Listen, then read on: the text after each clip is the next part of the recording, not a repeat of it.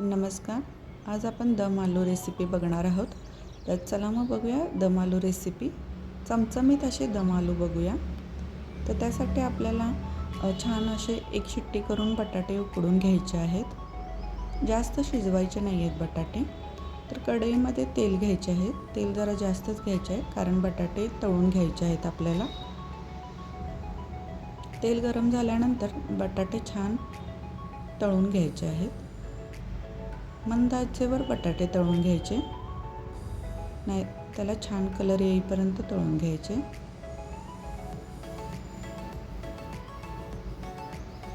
तर आपण आता मसाल्याची तयारी करूया. मसाल्यासाठी भाजून घेतलेलं सुकं खोबरं, भाजून घेतलेली तीळ आणि आलं आणि लसूण हे छान बारीक करून घेऊया. आपला हा मसाला असणार आहे ग्रेव्हीसाठी.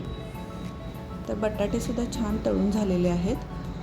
तर ते एका प्लेटमध्ये काढून घेऊया आणि तळलेलंच तेल आपण वापरूया. तर तेलामध्ये थोडे जिरे घालायचे आहेत. जिरे छान तडतडले की त्यामध्ये बारीक चिरलेला कांदा घालायचा आहे. कांदा छान फ्राय झाला की त्यामध्ये आपण बारीक चिरून घेतलेले टोमॅटो घालायचे आहेत. कांदा भाजताना थोडी कसुरी मेथी घालायची आहे. टोमॅटोसुद्धा छान मऊ होईपर्यंत शिजू द्यायचे आहेत. ही कसुरी मेथी आहे जी आपण घातलेली आहे आधीच. त्यानंतर थोडीशी हळद घालायची आहे आणि ही मी भाजी मसाला आहे जो सब्जी मसाला मिळतो तो घातलेला आहे. हे छान मिक्स करून घ्यायचं आहे. आणि ही कांदा लसूण चटणी आहे जी मी वापरते रोज जेवणासाठी, ती घातलेली आहे.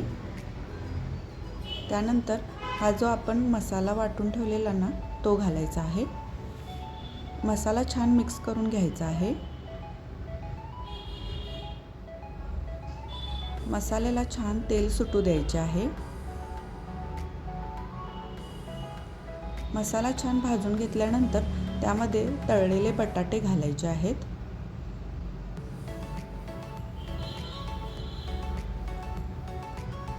बटाटे छान मिक्स करून घ्यायचे आहेत आणि चवीसाठी 1 चमचा टोमॅटो सॉस घालायचा आहे.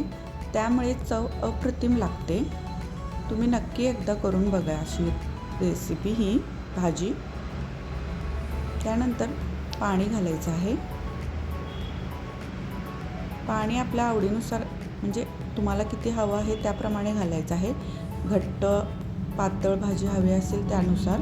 चवीनुसार मीठ घालायचं आहे. थोडी साखर घालायची आहे आणि बारीक चिरलेली कोथिंबीर घालायची आहे. हे सर्व मिक्स करून घ्यायचे आहे आणि 10 मिनिटं भाजी शिजू द्यायची आहे.